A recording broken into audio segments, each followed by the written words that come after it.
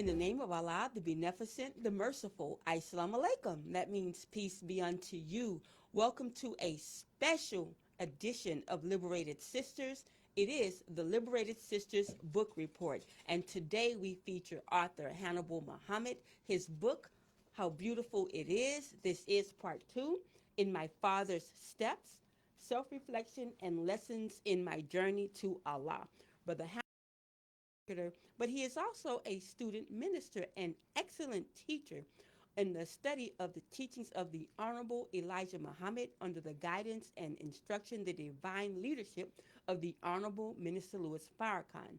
I'm Sister Charlene Muhammad, your host. We are streaming live at Morris Media Studios. I got on my blue to match the book, kind of, sort of. This is a Queen Aminah creation of Queen Aminah's clothing. And Queen, the president of the Lamert Park Merchants Association, right in our community, right on the historic, monumental Degnan Boulevard.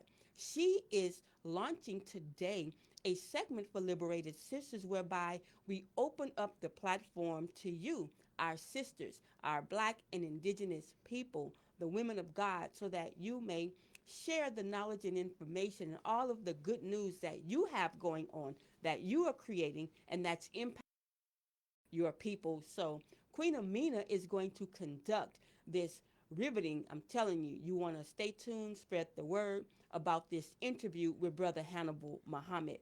Brother Hannibal is phenomenal. His book, if you can see the image of it, he spared no expense, but also no passion, no creativity, no intelligence, no time in how he is putting the book out before the world. And there is just one of the very great images that he is using to broadcast the news about his book.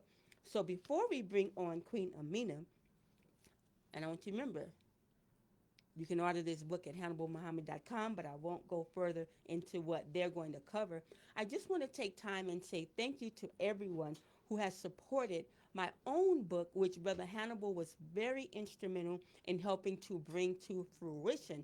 It is Pumps on the Ground, Trench Work and Analysis of Police and Street Violence, and this tells the story of myself as a young girl being from a very small rural town, Opelousas, Louisiana, coming to the big city and the journey to Allah God through the experiences that I had, understanding the fight between Palestinians and the Israelites, and seeing young men and boys throw rocks at huge tanks, only to see that even right now in 2021, though there's a ceasefire, we see that battle is still taking place. I saw that at the foot of my mother. She watched the news all the time. I didn't understand why I gravitated to the news, but at the end of the day, as a student writer for the Honorable Minister Louis Farrakhan, been able to grow and learn and find my voice. And so that is what is in this book, Pumps on the Ground. And thank you to all of you who have helped me to sell out of volume 1. We're going to do another printing. And Brother Hannibal, I'm so excited, is going to handle the marketing campaign for that. But without further ado, I would like to say, when we come right back after this quick break, you will be seeing the beautiful, incomparable Sister Queen Aminah's clothing, and she will conduct the interview with Brother Hannibal Muhammad. And so the platform is open, sisters. Let me know what you are working on, what you are doing, and if you would like to podcast right here.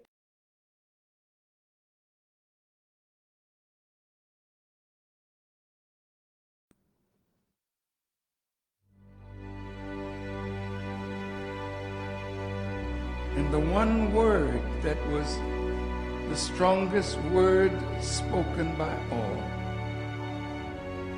was the word love.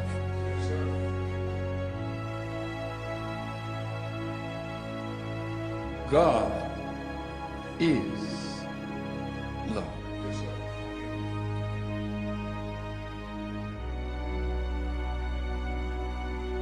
Love is a forgotten thing in a world like this.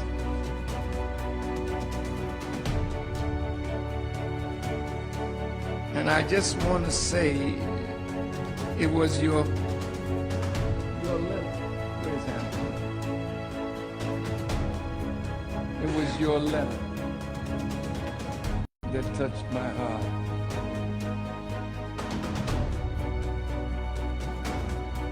But when I read your letter, my heart was moved, and we summoned the troops.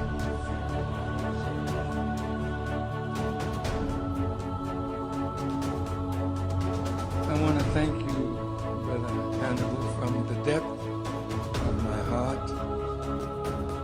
And I want to thank Allah for moving my heart by your words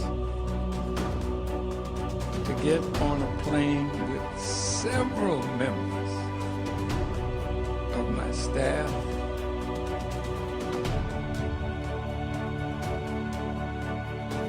I want to say to this family, this is a very special family. This is a deeply spiritual family.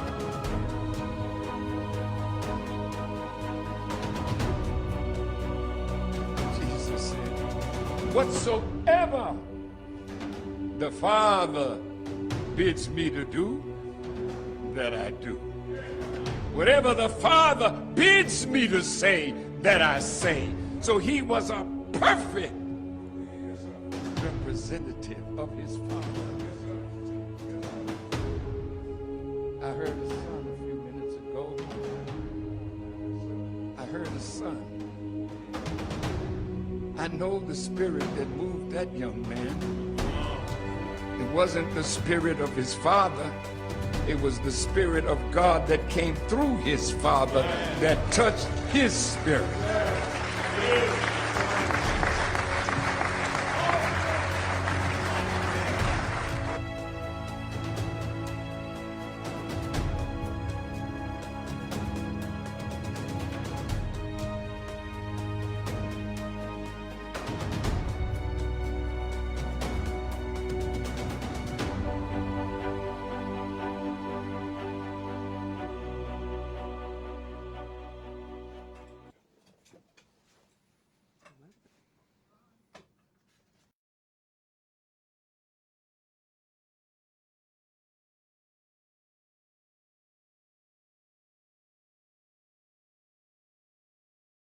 To see you and to read your book, In My Father's Steps, a self-reflection and lessons in my journey to Allah. I just want to know, what was your inspiration to write such an awesome book? I'm very excited about this book. Oh man, wow. Before I even say that, let me first say thank you so much, Queen Aminah, for opening this door that you've opened up for me to be able to come out to LA. Yes, You know, sir. so I thank you. Thank you, Morris Media, for allowing us to be on this platform today, and thank you to my big sister, Sister Charlene Muhammad, That's wherever right. you are right now, That's right. for opening this door. And I thank Almighty God Allah, who came in the person of Master Father Muhammad. I thank the Most Honorable Elijah Muhammad, Honorable Minister Louis Farrakhan, for what they've given us. But to answer your question, wanting to help this man, the Honorable Minister Louis Farrakhan, trying to combat the attack that they continue to have on him, Yeah. and the image that they created that people fall for all the time with this propaganda. Yeah. So that's the reason why when you see fathers, it doesn't say apostrophe S, it says S apostrophe. Because I'm not only just talking about my biological father in this book, but I'm also talking about the father figures who have had impacts in my life, especially my spiritual father, the Honorable Minister Louis Farrakhan. Yes, So, sir. yes, ma'am. Oh, that's beautiful. And with saying that, I want to also thank Sister Charlene Muhammad for giving me an opportunity to come before you on Morris Media. I'm so excited, Sister Charlene. She's an awesome person. Yes. This show is great. Yes, and it I is. want everyone to call in and share and just get a lot of people to come on this show to hear the show. It's the call-in number is 323-815-4204.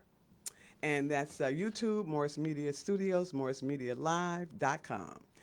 So, Brother Hannibal, tell us about this book. I know the first chapter that I went to was Living Your Best Life. And I thought, wow, he's right. We should really focus on living our best life. Yes. You know, and But before we go to that, I want to say that I really thought this book was about your father.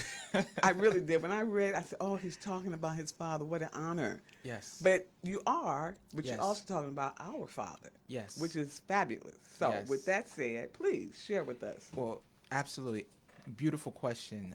This book was started before the transition of my father. And during that process, when my father made his transition, it motivated me to finish this book. Now, to the two chapters, there's two chapters that deal with living our best life. That's chapter 8 and chapter 9. You know, a lot of times we get consumed in watching other people, especially on social media, and we forget social media is really like an iceberg. Many people only see the little part that sits above the surface. They don't see the struggles that people go through to portray themselves as living this way they're living. And some may actually are living it, but many are giving you the best of them, but they don't tell you about the struggles that's going on the inside. So what I really want us to do is to focus on tackling our inside and being comfortable in our own skin, being Yes. comfortable being who we are, Yes. being comfortable opening up and actually tackling those inner demons that's keeping us from being successful. And when you really look at life in full perspective, you know, I've witnessed a lot of losses throughout the years. In the year that my father made his transition, had 7 people transition that year. Oh, wow. And anytime you lose someone, it puts life in perspective. That does. And when you're looking at life, you start identifying all these things that you're chasing, all these big things you want, all these things you desire to have, just like a big wedding. You want this big wedding because you want everybody to look and say, look, I did it. But when you really look at life, life is really simple.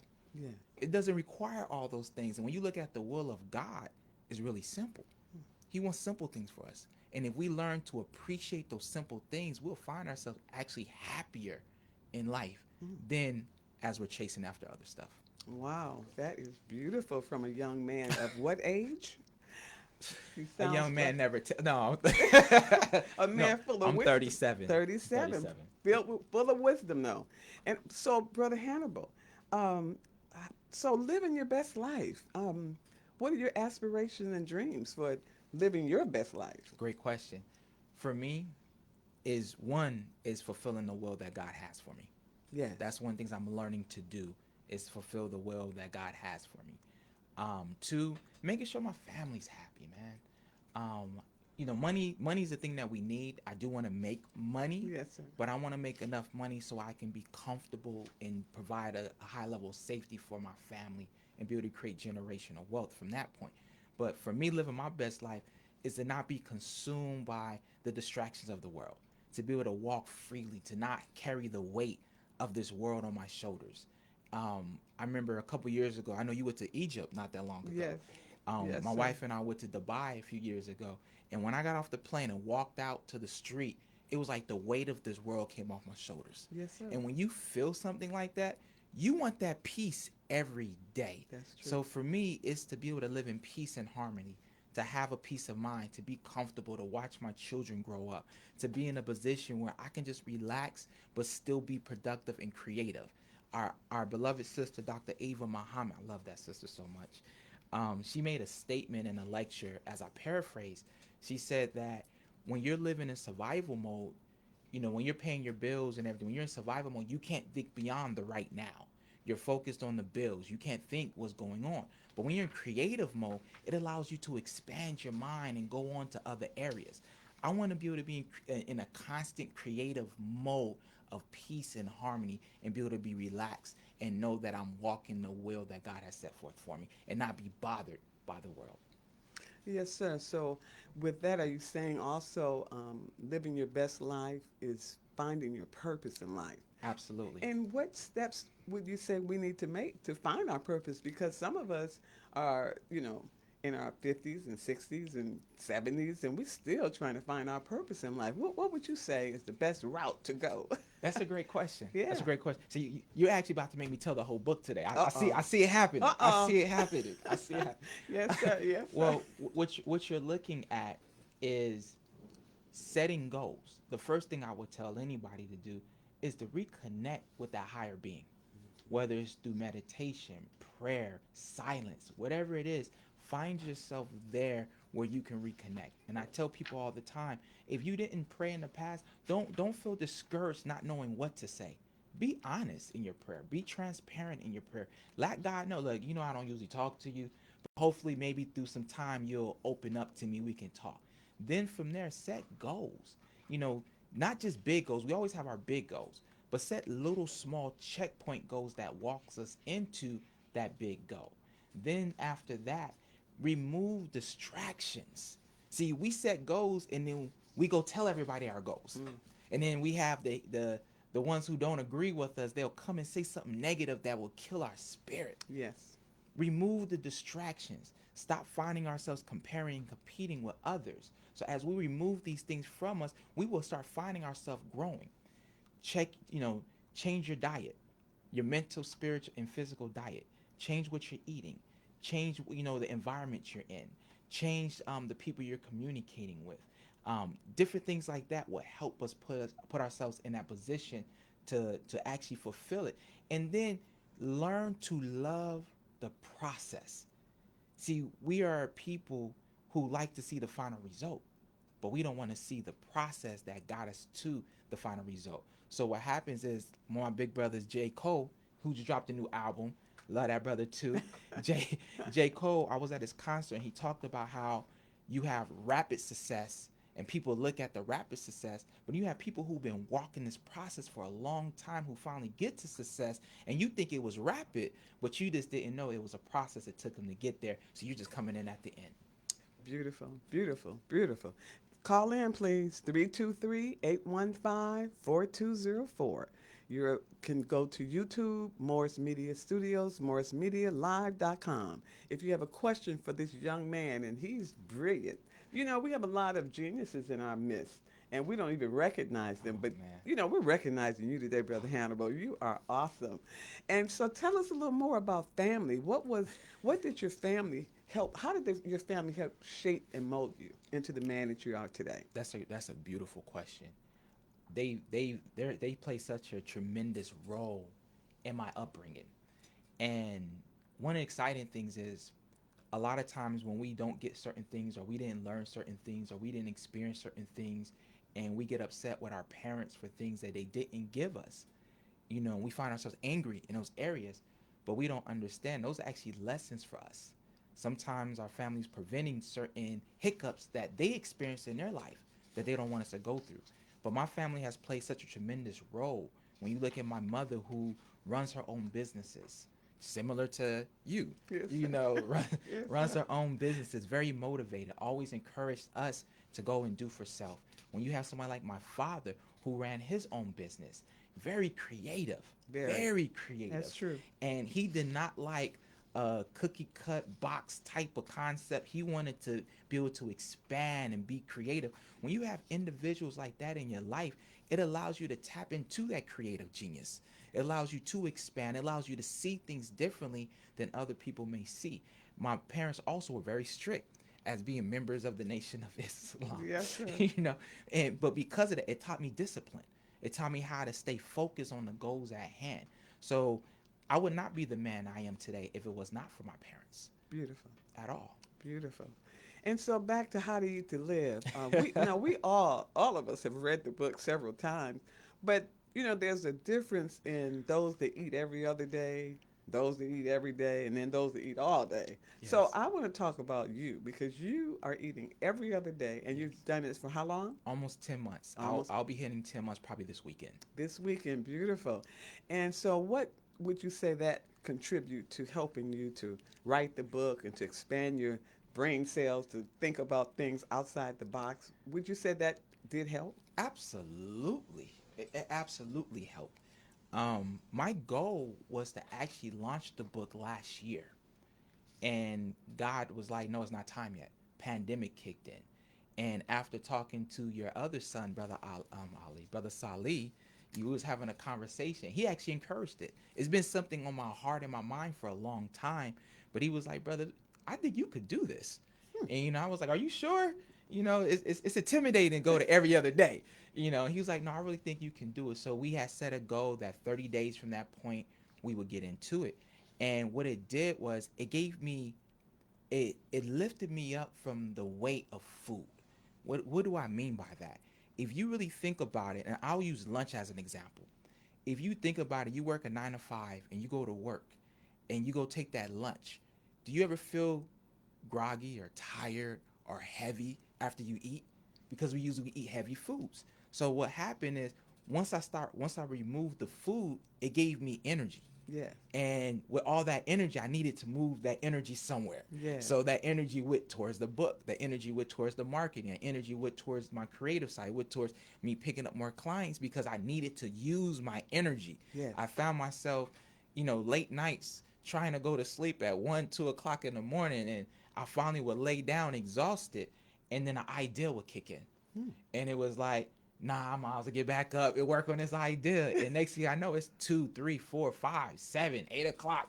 I haven't been asleep yet. I haven't had a chance to rest because the creativity was kicking in. So I will say the eating every other day, it clears your mind. It clears your body. It started removing toxins. I started feeling healthy. Well, I believe I am healthier. As of now, I'm down about 65 to 70 pounds. Yes, I know. That's beautiful. And all praises be to Allah. Yes. I'm gonna give you all a secret in this Please. piece. I haven't talked to many people about this. Oh, okay. I reached out to my big brother. You're gonna hear me say that a lot. My big brother, my big sister, because as the minister teaches us, you give credit where credit is due. Yes. And if these people help just a little bit, you make sure you acknowledge them for what they've done. And I know brother Abdul Qiyam Muhammad. I know that he's been on this, I believe he's at 3 years now. And I have other individuals who've been on every other day for 5, 10, 15, 20 years. And I use them as my support. But I reached out to brother Qiyam and I said, brother, I have a question for you. Have you noticed an improvement in your sight since being on every other day? And he was like, brother, people have been talking about that. I'm like, are you sick? I thought I was going crazy for a minute there. Like, I informed him probably the last 7 days of Ramadan. I didn't wear my glasses when I was reading. I would literally take my glasses off and read each day, and I didn't find myself struggling. But hold it. You did every other day during Ramadan? I did every other day during Ramadan. I'm not saying you have to do it. That was my choice. But yes, I did every other day during Ramadan. And I just want to say that my children did the same thing, and that is Fahim and Jalila and Salih, my son-in-law, they did every other day during Ramadan, and they are motivating me to want to do every other day. Yes, I haven't jump done on. it yet, Let's but do I'm it. working on it. We got you. Yes, sir. You have a strong support team. So what do you say to people like me that like, okay, I'm going to do it, I want to do it, and then you end up eating something and throws you off. Just get back up and stand back up and. Perfect question. We're not perfect. Yes. That's why it's a perfect question. Yes. We're not perfect. So what I would tell you is, just like if you played any sports, you missed that shot, you turned over the ball, you made a mistake, you fumbled, you had a bad game. What do you normally do when you have a bad game? You go home, you pissed off, you may cry about it, you may drop your hoodie down because you don't want anybody to see the tears coming down in your face. But when you get home, you process everything you did wrong that game. Yes. And then now you go and you tackle that. All right, if I was doing this, if I made this mistake, if I moved this way, this is what I'm going to do now to improve in that area. So what I would tell people, if you go to every other day and you make a mistake, it's okay. Start back tomorrow. Yes. Just start back tomorrow. Whether you and I are on the same days, that's okay. Mm-hmm. Start back tomorrow and then set the goal. Ask yourself this question. What I love about the teachers of the Most Honorable Elijah Muhammad, Yes. we start off learning the who, then we go to the what, then as you really want to go deeper into the understanding, you go to the why. Yes. So now you ask yourself, why am I doing this? Yeah. Am I doing it out of vain? Because if you're doing it out of vain, it's going to show. Yes. Am I doing it out of a diet? See, this isn't a diet No, for me. it's a This way of isn't a life. diet. It's a way of life. I am transforming my life right now. So I don't have a set term. Because when we do diets, when you hit that set goal weight, now you get lazy. That's true. You start eating those sweets again. You start eating those snacks again. You go back to the food that you gave up because you're comfortable, and you go right back up. And that's where the weight fluctuates. Mm-hmm. This is a transformation in life. So if you fall off, just get back up. Don't beat up on yourself. Yes, sir. Thank you. Absolutely. Thank you. Okay, yeah, you'll So- give me. I'm full today. Yes, sir. I'm That's full. wonderful. So for the listening audience, we want to share with you, Brother Hannibal, will you share with us a little bit about what Ramadan is? Absolutely. Ramadan is our opportunity to grow into oneness with Almighty God Allah. We take 30 days and we fast during those 30 days. And it's not your normal fast, trust me, but it's a very beautiful fast. We give up water, we give up sex. Yes, I did say that. We give up sex. Yeah. Yes, with your spouse. You give that up during the sun time. We give up food. We don't consume anything. We give up profanity, which we should already be giving up anyway. From the time that the sun comes up to the time the sun goes down. And then when the sun sets, we actually have what's called an iftar. We go break fast with family members, believers, and we engage in celebration and enjoyment. But during that time period, we take this beautiful book called the Holy Quran and we read 30 days worth of it. It's broken down into 30 parts, and each day we read a part, and that part should bring us closer to God. And as we're fasting, and as we're really going through times when we may struggle, it allows us to go back and reflect, and we make sure we focus on hitting our 5 prayers a day.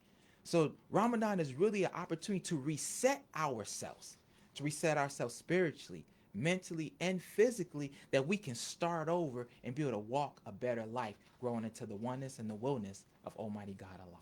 Beautiful, beautiful, beautifully said.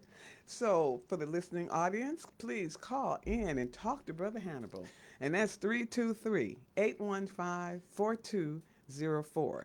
Now, we're doing a book signing tomorrow, Yes, we are. and that's at Queen Aminah's Clothing It Store. sure is. And that's at 4339 Degnan Boulevard.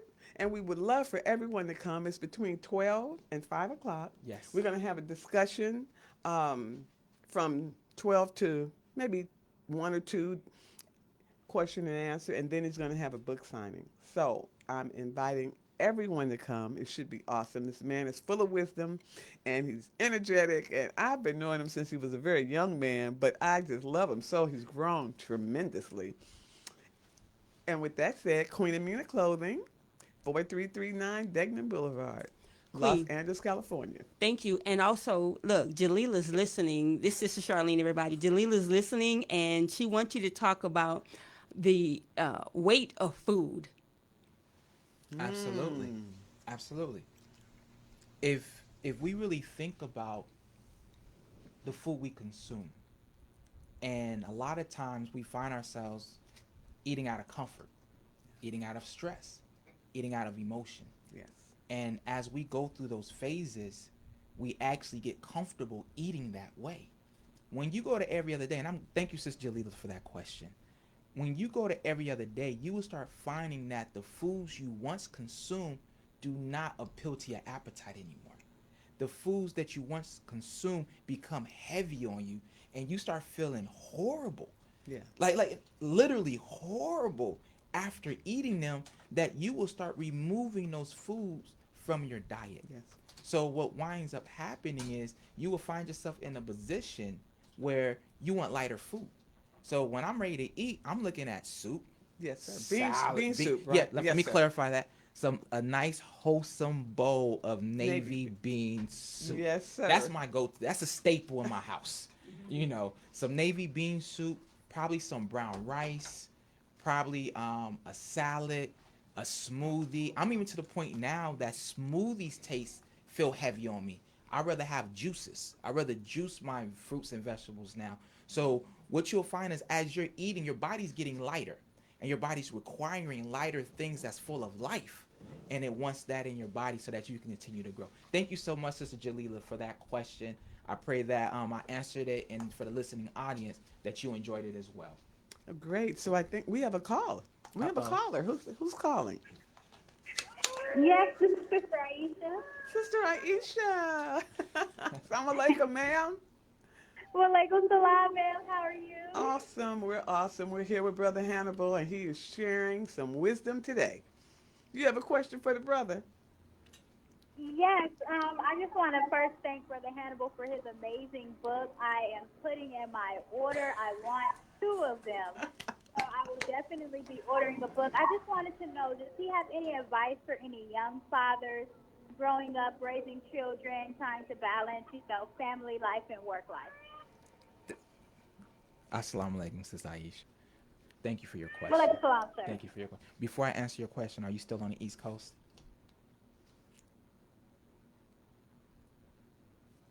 Yes, sir. Okay. I just wanted to make sure you send my family out there on the East Coast love for me. That's why I was asking. She's like, I don't want them to know my business. All praises be to Allah. To your question, I'll put it like this. As a young father, one of the things that we should always do is make sure we put our family first. Why did I say, I'm going to say that again. Put our family first. Because as a father, naturally, we want to maintain. And our thoughts of maintaining is to go out and provide and bring money back to the house. And I've made many mistakes in that area where I miss recitals. I can't make that up. I miss quality time with my wife and my children. I can't make that up. So it's finding a balance of going and getting the money, but also giving the time, because you can't get time back from your family. When that time is gone, it's gone. So I would say at the end of the day, focus on making sure your family has what they need, and make sure you create outlets for yourself. Because yes, you might be married now. Yes, you may be a father now. That becomes weighty on you. But as a man, you had things you were doing that allowed you to go out and enjoy yourself, that will allow you to get the stress off. Make sure you keep things like that implemented in your life. Find other fathers around that you trust. Let me say that first. You trust, that you can confide in, that you can rock with, that you can move out with, that you can do things with, that you know you can have those father conversations with. Because there's going to be things you're going to go through as a father that you've never experienced before. And it's going to be different from the time our parents were parenting us. So you want to be able to go to your parents, you want to be able to go to your OGs, you want to be able to go to other brothers who may have older children, that we can discuss these things and say, yo, bro, listen, quick question. Did you run into that experience too? Or did you have this happen to you as well? Or did your wife ever do something like this? Because I'm trying to make sure I ain't going crazy right now. Because things like that do happen. Yeah. And then when you have that relationship, you can get that advice. Now, understand, some advice ain't good advice. So you may not want that advice, but you want to be able to do those things right there. And just spend time and learn your wife. Because at this point in time, as a young father and as a young husband, you and your wife's union is most important.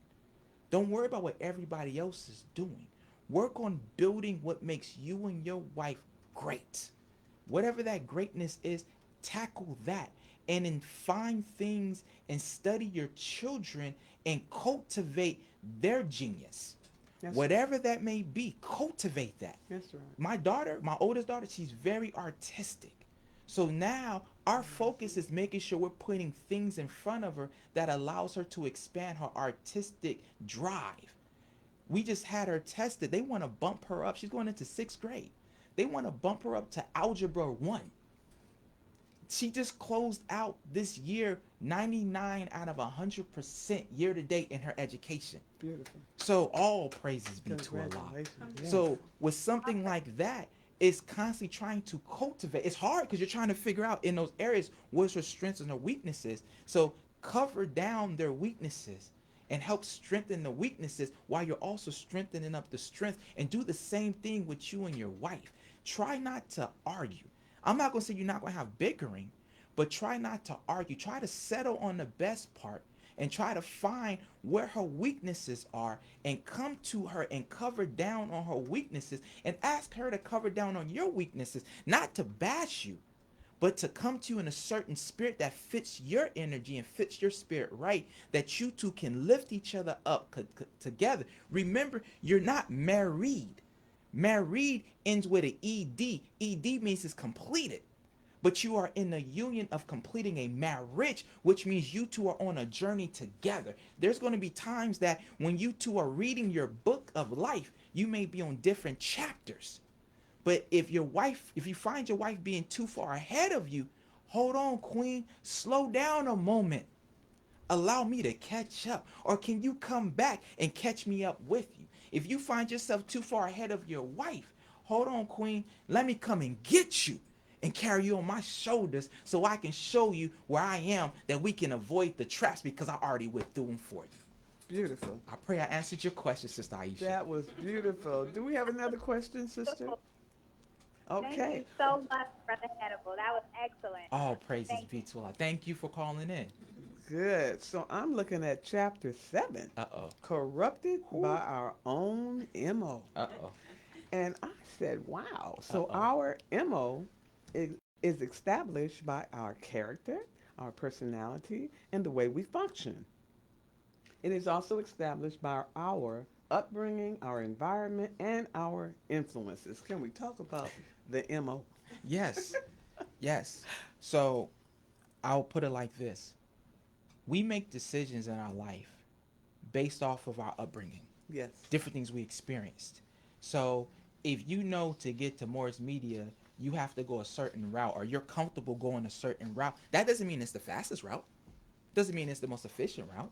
Doesn't mean that it's the perfect route to go, but that's the route you know, so you stick to the route you know. In life, when we're on our journey, we stick to the journey that we know and we're most comfortable with. So we always go to the least resistant. And sometimes the journey we're on is actually a corrupted journey. Sometimes the way we operate is actually corrupted. It's not the best manner, it's not the best way, but it's the way we were taught. So what happens is when somebody comes and presents to us another way, naturally we fight against it because it forces us to step out of our norm. And we want to stay in our norm. It's uncomfortable. Yeah. We deal with one of the 3 fears: the fear of failure, the fear of success, or the fear of the unknown. And a lot of times we're afraid because we're going into unknown territory, an unknown terrain.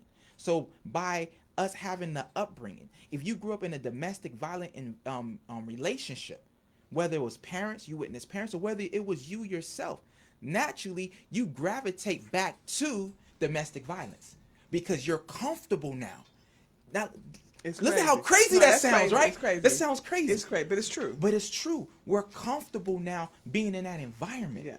Where when somebody comes to and you find you, to my dear sisters, when you find you a man that is so perfect now, that worships your feet, that wants to give you the world, that comes to you and he provides for you, but you came from a domestic violent environment, you think something's wrong with him because you don't think you're worthy of having that.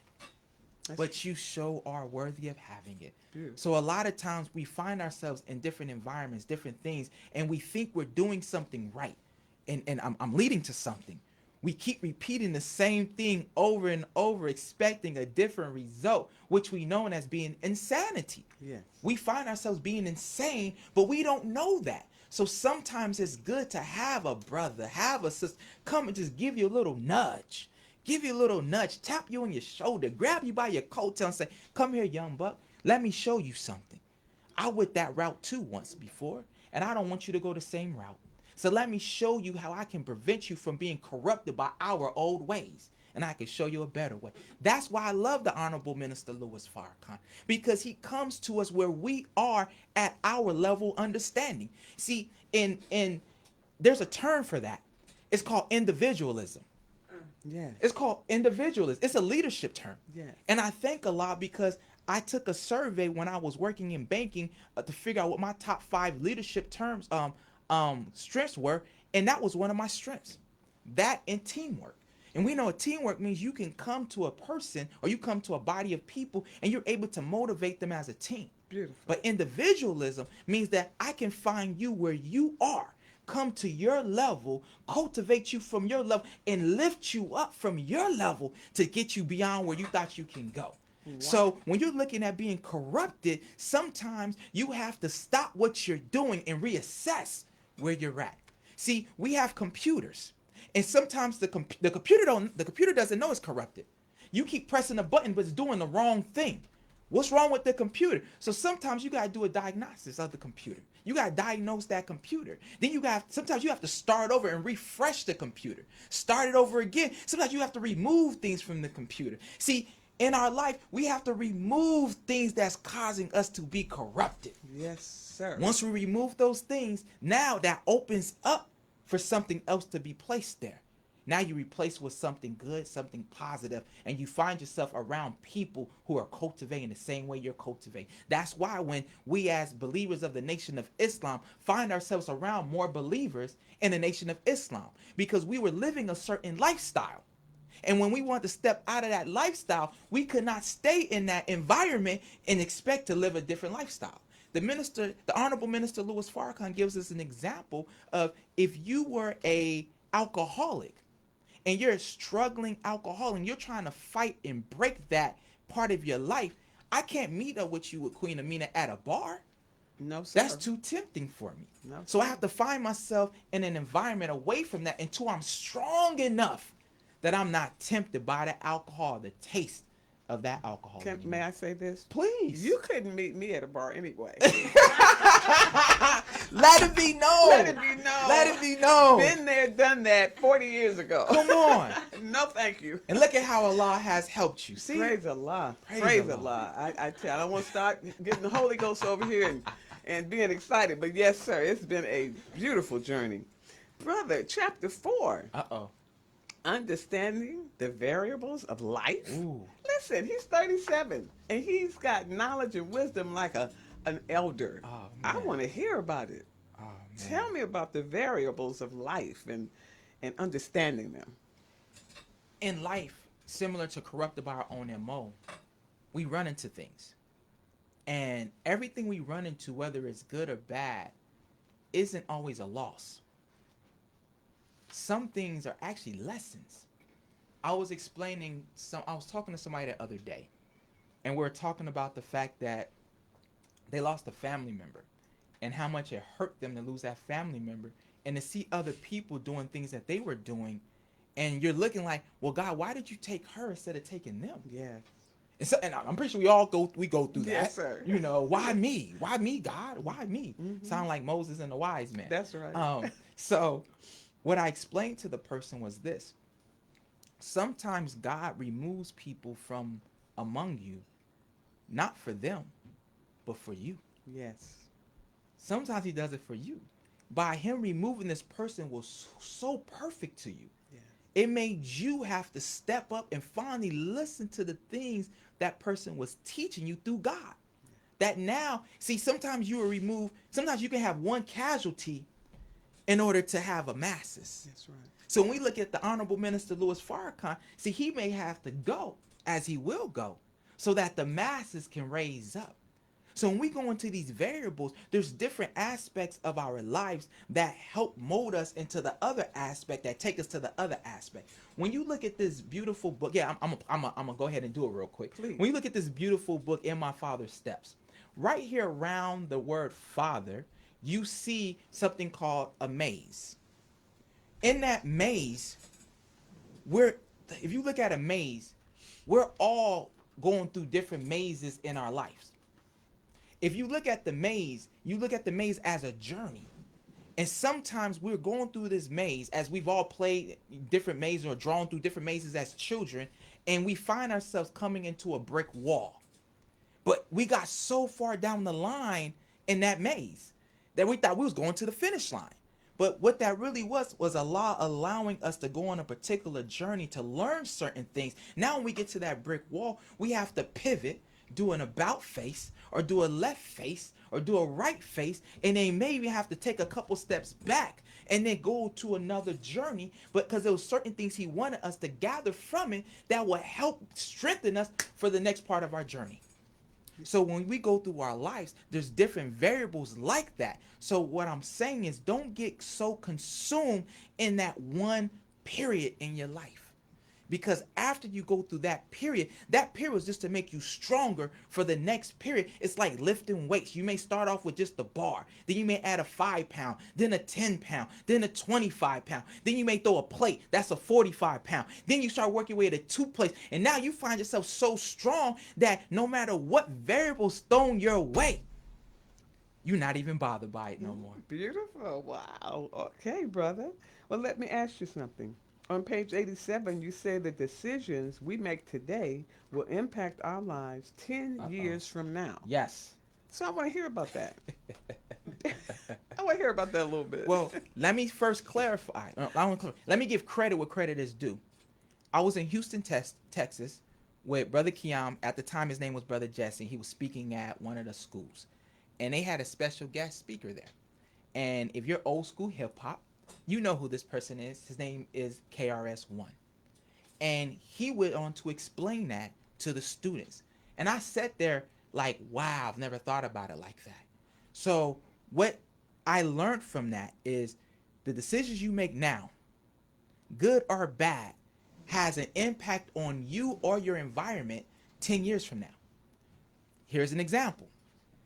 If you have bad credit because you were like me back in college, my parents didn't teach me about credit in school. You know, that was one of the, as a child, one of my frustrations. You didn't teach me this. My parents didn't teach me about credit as a child. When I turned 18, 19, I'm in Texas, I'm in college, I'm broke. I'm eating noodles and top ramen, or the same thing, top ramen noodles. I'm eating potatoes every night for dinner, macaroni and cheese, whatever I could get into my body to hold me over. And I remember walking home from what's called the Tiger Walk, from the school going back to my apartment. There were some people out there, and they were passing out a brochure, application, credit card applications. And they were like, if you apply for this credit card, we'll give you one large pizza. I ain't had pizza in like 6 months. What? I'm excited. So I sign up for a credit card, right? I get approved. I thought I read the description of how it works, but what I saw in my mind was I got a $500 credit card. Every month, I got $500 loaded back on that credit card. Month goes by, they're looking for a bill. They're looking for me to pay it. I owe money, and I'm confused. What do you mean? I thought you were going to give me $500 every month. Next thing I know, I put myself in a situation where they get charged off. That impacted my credit. I did that a few times, impacted my credit. Now you take myself years later, ready to get married, and the wife and I want to purchase a home. Guess what, sir? You don't have the credit for it because you made a bad decision in the past that impacted you in the future. So the decisions we make now have impacts on how we function in the future. If we used to do drugs, or if we have felonies, you got a felony off of some bad decisions we made in the past, those felonies impact us trying to get employment now. That's simple. That's beautiful. That's a great example. Okay, please call in 323-815-4204 and ask Brother Hannibal Oh, man. a question. Brother Hannibal, let's talk about chapter 8, Living Our Best Life, Islam, Peace, and Harmony. Tell me how Islam has brought peace and harmony into your life. Well, let's first define it. If you look at words come rooted out of other languages. And Islam is a rooted word, right? Yeah. And if you look at, in Arabic, you have SLM. When you have those letters together in that order, don't have to be right next to each other, but in that order, that means peace. So when you see Muslim, Islam, Salam, Shalom, that means peace. So me coming into Islam wasn't me coming into a religion. I'm gonna say that again. Me coming into Islam wasn't me coming into a religion. Islam is a way of life. It's the actual nature of you as a being. God gave us Islam when he created us. So he gave us peace. So living your best life is you growing into the oneness of God, which allows you to grow into the actual aspect of having true peace. See, a lot of times we get caught up with celebrities. Yeah. And during this pandemic, and I pray everyone's doing well right now during this pandemic, and don't get caught up in everything else in that process. Our dear sister, Gabrielle Union, came out to, I believe, social media. I don't think it was the news, but I believe she was on social media. And she was, I don't want to say complaining, because that's not the word. She was expressing some concern. And she was talking about needing work because she lived check to check. Now you're thinking, right? Exactly. Wow. You're thinking you're a celebrity. You're making all this money. You're living check to check. You would think things were paid off. No, the more money a lot of people make, the more expenses they have. Just like Biggie said, more money, more problems. You know how that goes. So Once you start learning that I don't need money, you need money to get by, but I don't need money as me as a person. I need to be able to have things to be able to function. So as we start simplifying things, as we're growing into the oneness with Almighty God Allah, we start finding the peace that He has set forth for us. The things, like I mentioned earlier, that were distractions, they're no longer distractions. The things that will bother us, they're no longer bothering us. The things that will take us into depression no longer take us into depression, because we start finding ourselves being levitated. That too. Elevated, and we find ourselves actually kind of levitating because we're eating every other day, as Sister Jalila was talking about earlier, and the food is no longer heavy on us no more. You're So right. now we start finding ourselves really light on our feet, like we're walking on our tippy toes. But it puts us in a position where we find ourselves happier. Now, I'm not saying you need to run to a mosque to get that. Now, that'll be nice, if you're in the LA area, go to Muhammad Mosque number 27. You in the Phoenix area, go to MM30. So you anywhere in the world, go find your Muhammad Mosque or study group in that area. But what I'm saying is, as you and I start removing the things that has been holding the weight on us. See, that's the thing about it. When you're traveling and you have luggage, you can feel the weight of the luggage. Yeah.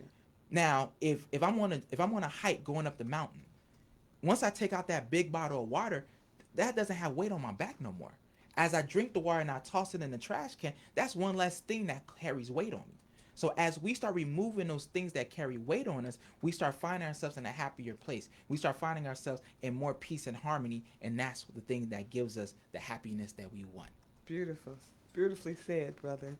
And also, they can go to NOI.org and Yes, listen to absolutely. Minister Ishmael on Ooh. Sundays, or one of the other brother ministers. I Ooh. mean, that's awesome on Sundays. It's Yes. so inspiring. That's Yes. whether you're a Christian, Muslim, whatever your faith is, you would love listening to Minister Ishmael on NOI.org. Yes.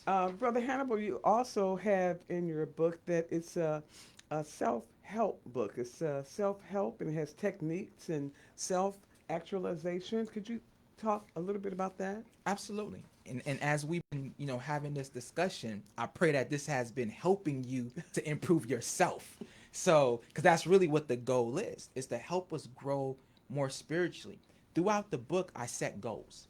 And I believe each chapter, there's a set of goals and activities that I ask you to do that will help improve your life, as it has helped me improve my life. That's why it's self-reflection and lessons in my journey to Allah. So as you're going through this journey, you will see, like, one of them is a 21-day challenge.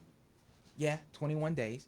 And in that 21 days, I make mention of giving up. In that 21 days, I make mention of giving up, or not giving up, to actually focus on meditation, focus on that quiet place, focus on reconnecting with Almighty God Allah. In that 21 days, I talk about giving up social media. I know, I get it. Don't jump on me though. Don't jump on me. But I talk about giving up social media just for 21 days, and see how much of a change happens in your life when you give up and you have that fast from social media. Also talk about actually social media. Also say whatever that goal is you've always wanted to accomplish. Yes. We always got that one thing we wanted to do. For the next 21 days, focus on it. So I set goals like that within the book. Beautiful, beautiful. We have a caller. Assalamu alaikum. Walaikum salam to the Jessica from Los Angeles. Yes, ma'am. You have a question? Yes, I have a question for Brother Hannibal. Uh-oh. I wanted to ask, the discipline of eating every other day, how would you say that helped you in your fatherhood personally? That is a great question. So discipline is one of the most important things, because in discipline there's love. I'm gonna say that again. In discipline there's love. And by me setting a disciplined goal to eating every other day, it has improved. See, what led me to eating every other day was a few things. One, when I lost my father, and I was able to go back and look at the janazah, and I saw myself in that beautiful FY uniform, and I'm in that FY uniform, and I'm looking at, I'm out of shape. I'm not the right weight, and to be in my proper uniform, that bothered me. I felt like I didn't represent my father or my family well when I look at those pictures. Then looking at the weight I put on in my family, my mother, my children, my wife, and things they would say to me about, man, you need to lose some weight. And I didn't realize I was fat. I thought I was just getting a little swole up, feeling good. But I looked at those things. I almost lost my mother that same year. And they're both in their 60s. And I told myself, I don't want to be in my 60s in bad health conditions. So it forced me, out of the love for my family, the love for myself, to want to be here for my family. That created a stronger discipline for me to go tackle the thing that could prevent me from being here longer. I hope that I answered your question. I don't want to go too long because I know the show is short today. I can get long-winded. I'm full. Yes, yes, sir. Sister, thank you for that question. And we're going to have Brother Hannibal back on Liberated Sisters. I want to say to everyone that tomorrow at Queen Aminah's Clothing in Lamert Park at 4339 Degnan Boulevard, we will have a book signing. We will have first a discussion from 12 to 2, and maybe from 3 to 5, we will have the book signing. So please come in. Brother Hannibal, do you think we can do a Zoom, and anyone that... Absolutely. So we'll... No. Facebook Live? You need to come in person. But for those out of town... I'm playing with you. For those out of town that yes, want to come. We'll strive to do a Facebook Live for everyone who's not in person that want to join in and just enjoy the discussion. Yes, absolutely. Awesome. Thank you. And also, do you have any closing remarks? Yes. Like I mentioned before, I want to thank Moore's Media, our dear sister Felicia, for opening the door for us today. My beloved sister and big sister Charlene Muhammad, you, Sister Queen Aminah, and your family and everyone's family, and the listening audience for tuning in today. You could have been anywhere else, but you were here with us. And come on out. Come on out tomorrow. And if you can't make it, that's okay. That's all right. Just go ahead and go to HannibalMuhammad.com and get you a book. I'm personally signing them and shipping them to you. And if you're uncomfortable going to other sites, go to Amazon.com. Go to Apple iBooks. And if you're interested in writing your own book, also visit my site because I put a little ebook together for you. And I thank the Honorable Minister Louis Farrakhan for giving me this opportunity to be a better servant in the Nation of Islam. Yes, sir. And if we had more time, that was our discussion. Next was going to be your walk with Farrakhan. I love it. So thank you for viewing the Liberated Sisters special book report with Hannibal Muhammad. I'm Aminah Muhammad. I'm saying if it's impacting our community or we can uplift us as a people, let's talk about it. Peace. Assalamu alaikum. Wa alaikum salam.